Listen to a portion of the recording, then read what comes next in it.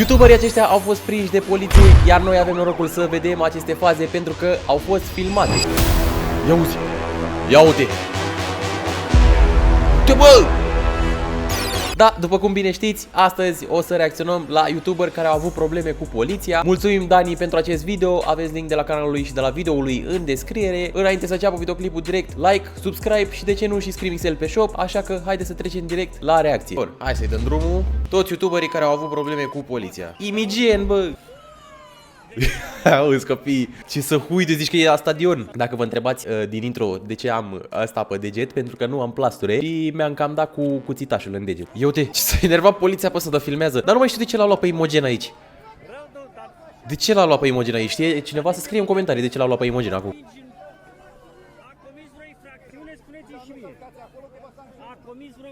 Ia auzi, dacă nu călcați acolo că vă sancționăm. Auzi la el. Ia auzi. Îi făcea galerie și ăsta se întorcea și le zicea nu mai țipați. Mă, dar și băiatul ăsta cu presă, are nasul lui gen aproape. Hai, că știe și polițistul să vorbească, e bine. Are școala vieții. Ies copii, iertați-l. Da, îl ia la secție, zice iertați-l, zice că e ca la școală. Eu știu clipul ăsta de mult. Să vedeți acum câți oameni sunt acolo. Ia uite. S-a enervat băiatul. S-a enervat băiatul. Ia uzi. Ia uite. Pe luza acolo. Și că merg la stadion toți. Mamă, câți oameni acolo. Îți dai seama să vină atâția oameni cu tine la secția de poliție. Nu puteați să-mi invitați. Îl întreabă de ce face reportaj despre ceva pe care nu știe. Fac reportaj despre ceva pe care știu, nu? Care mai e ideea la reportaj. Aia înseamnă un reportaj, să afli ceva ce nu știi. Văd că mă împingeți. Pe mine ce s-a întâmplat? Mă bag eu? Copiii ăștia n-au nicio treabă. Fac poză cu Imogen, își fac pozele și uite că sunt acolo. Mâncați-și gura ta. A ajuns la secție. Dar de ce l-au luat aici, că nu mai țin minte? Instituție publică, nu mă împingeți.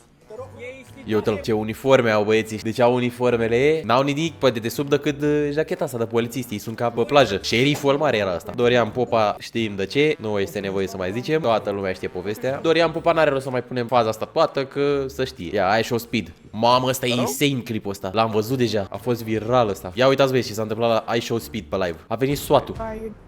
L-a luat SWAT-ul, mâncați așa. Deci l-a luat SWAT-ul pe Speed în timpul live-ului. Deci ca să înțelegeți de ce a venit SWAT-ul la el pe live, că eu știu chestiile astea, că m-am uitat la clipuri când eram mic și știu. Deci o persoană care are adresa lui Speed de pe live sună la poliție și anunță că a răpit oameni sau că are chestii periculoase în casă. Și ăștia sunt obligați de lege să vină direct să-i dea SWAT, gen să intre peste el în casă fără cu mandat. Adică mandatul e gen dat instant, au voie să intre. Că dacă e ceva de asta, cum îi ziceam, de ostatic sau bombe sau ceva de genul, ăștia cheamă și SWAT-ul și bomb squad-ul și poliția și tot. Deci ăștia trei sunt doar SWAT-ul care intră să verifice. Restul sunt afară, că sunt mult mai mulți, vă promit eu. Și o să vedeți imediat. Uitați, și iau măsurile de precauție. Frumos, că logic, n-ai de unde să știi că e poliția, trebuie să fie safe. Chiar dacă ești Speed, Shelly, poți să fii și tu Logan Paul și cine mai e faimos. Ei tot o să vină și o să facă asta, că n-au de unde să știe. Dar dacă un om care e bătut în cap pe chat și are adresa lui Speed, sună la poliție și zice chestiile astea și zice sunt un vecin și am auzit că să țipă din casă și cu împușcături și de astea. Stai seama că vine SWAT-ul, că n-are cum să nu vină. Și ăla rămâne anonim care sună, ca să vă zic și asta, că toată lumea se întreabă, bă, de ce nu-l arestează pe ăla care sună? Nu să știe cine e, că sună cu anonim și are voie să facă chestia asta, că poți să suni anonim la poliție și să dai pont. Dar să află ăștia. Mereu să află. Cea mai mare prostie pe care poate să facă cineva. Ia uitați. Asta e după gen. Sau în același timp, nu știu cum e. Deci uitați câtă poliție e acolo. Ăștia doar ca să-l ia pe el. Restul mai sunt și au înconjurat toată casa și aia sunt înăuntru. Nu știu dacă e în același timp. Habar n-am dacă e în același timp totul. Asta parcă e filmare mai veche, sincer. Mamă, alt clip nebun. Și la asta trebuie să vă explic că oricum am văzut. M-am uitat la câteva părți în clipul ăsta ca să văd dacă e ceva mișto. Deci Cai Senat. O să explice și băiatul în clip, dar explică pe engleză și o să vă dau eu în română. Deci Cai Senat ce a făcut pe un live? El pe live are mereu sute de mii de oameni. Dar sute de mii, că e faimos, n-avem ce să mai zicem. Băi, el a zis că pe data de nu știu cât la ora nu știu care sunt în New York City, nu știu ce parc, dăm PC-uri și console gratis. Și la câți oameni erau pe live-ul lui, din vorbă în vorbă, s-a adus și s-a întâmplat asta. Ia uitați câtă lume era acolo. Ia uitați câți oameni erau acolo din cauza lui. Ia. Și ca să vă explic de ce ai probleme cu poliția din cauza asta, uitați exact din cauza asta. Uitați ce face băiatul ăsta. Sare pe mașina omului. aruncă cu chestii. Uitați ce e acolo, zici că e în pușcărie, gen în curte, îmi fac ăia Riot. Cai Senat ăsta, practic, a fost luat de poliție pentru, cum era? Pentru deranjarea liniștii publice, parcă, și pentru organizarea unui protest fără permisiune sau ceva de genul. Dar nu era protest. Ăia au făcut protest, practic, care au venit, au început să facă ca nebuni. De-aia l-au luat poliție. Ia, zice acum. Ia că zicem. Multiple counts.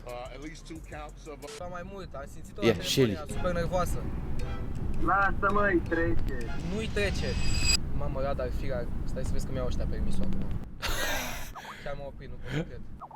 L-a luat radarul pe Shelly. Bună seara. Mamă. Da, sigur. Ce fac? De ce n-a lăsat mă tot clipul ăla? Să găsesc o scuză sau să încurajez astfel de comportament. Dacă eu eram El a permis sau nu? Da, în momentul ăla, bă, mă duceam pe un circuit și făceam asta dacă voiam să bag viteză. O făceam într-un... Dar el a permis sau nu? Ia să vedem. Bromania, asta nu știu. A fost prins drogat la volan. Oh! Victima, cunoscut sub numele de Bromania, a fost oprit Bromania, ce faci, tată? Ai fost la Miami Beach și acum ai venit cu obiceiurile de acolo la noi, nu? de polițiști în trafic în timp ce se afla la munte. Testul rapid a arătat Și la munte, ia unde? Substanțe de mare risc. Iată ce a spus în exclusivitate pentru observator la ieșirea din sediul poliției Râșnov. Râșnov! Nu poți decât Bă, aproape de mine, la câțiva kilometri de mine. Ia. nimic momentan, că se preia și se schimbă și deja am citit niște chestii care nu sunt adevărate, dar am zis măcar să vă zic personal. Ce ne puteți spune în legătură cu ce s-a? Altceva decât datele.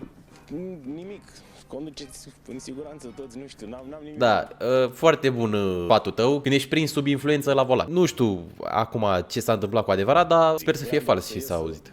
S-a vehiculat informația că ați fost depistat pozitiv la cocaină, e adevărat? Nu declar nimic momentan, de-aia nu... Ia uzi. Mă, deci fiți ce era în Miami Beach 1. Pe aia s-a construit filmul. Organele de poliție să-și facă treaba și... Ce-ai făcut, băi, Bromania? Cum credeți că vor reacționa la aceste informații persoane care vă urmăresc, cei care... Păi, până nu se stabilește clar ce s-a întâmplat, Deci acesta este un test de... Ia, Țancă. Bă, Țancă e cel mai amuzant un mâncațești. Deci când îl oprește poliția, imediat îl pune pe cineva să filmeze tot. Sau când se întâmplă ceva, filmează tot și e cel mai random om. Bă, Dani, dar ai uitat clipul cu Bromania pe fundal. Mă, de ce sunt două clipuri unul peste altul? What? Stai așa, deci pe Țancă l-au luat, a pus tot TikTok-ul și acum apare Colo. Ok, pe Colo știm de ce l-a luat. Mamă, ăsta e clipul legendar, e clipul ăsta. Deci clipul ăsta e legendar cu Costel Biju. Proba la fondul într-un spațiu public închis, respectiv în stația pe Oil în Gaz, situată pe DN1 pe raza comunei Păulești. Acesta nu a purtat mască protecție corespunzător, respectiv fără a acoperi nasul și gura. 500 de lei în 5 precizire, mențiune dacă aveți, dacă semnați procesul legal. Mai dă amendă? Te blestem să moară cu familia mea, te blestem. Vă rog frumos să încetați cu comportamentul ăsta. Mențiune dacă aveți. Da. Pregătește-te în 15 zile. Ce să mă pregătesc? Păi mama e de-aia mici, care face farmeci. Și cu ce să mă pregătesc? Nu știu, mă duc la biserică să aprind o luminare. Da? L-a luat pe de-astea. Nu este amenință să referească Dumnezeu. Curios dacă s-a întâmplat ceva cu polițistul ăsta. O mai fi în viață? Băi, ce s-a întâmplat cu gavorul ăla care ți-a permis să moară familia ta? L-au luat la mișto. Bă, dar ce sumă 500 de lei pentru Costel Biju acum? Pe bune, că îi face într-o dedicație, îi face la o cântare. A, pe Rafael l-a luat in-game. Hai să nu mai... Da, Finescu Ciprian, îl știu pe băiatul să face prank-uri.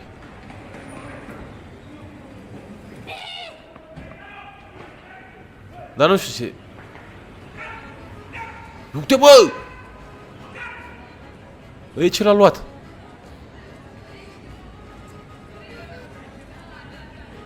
De ce l-a luat, mă, așa tare? Cum băieții de la poliție? Au reacționat instant, chiar bun rău. Filmează tot, că-s proști rău ăștia. Ce a făcut? Feriști. Poftim? Nu mă uitam la băieții ăia doi, au bicicletele dereglate și i-am zis că, na... Mulțumit, au apelat la mila trecătorilor, în vederea obținerii de formate materiale, respectiv bani. De asemenea, sunt conductura tulburat listea în zonă. Ce, de ce? Reprezentului proces verbal de confiscarea contravenții. Da-ți făcut Făceam proști. așa? Nu m-a făcut proști. Pe cine? Nu pe Nu, noi? m-am uitat spre el și am zis, a trecut proști niște sunt ăștia? proști. Ce proști sunt ăștia, da. Bun, asta Spre este o spre jignire. el m-am uitat, ce proști sunt ăștia. Mă refeream la oamenii din jur, din Bun, aici. nu aveți voie M-am să uitat. jigniți în public pe nimeni, atât pe noi. Mă uitam la el, vorbea cu prietenul meu. Poți să vedeți ce vreau cu prietenul meu. Ați făcut proști pe cineva anume, pe anumite persoane, da?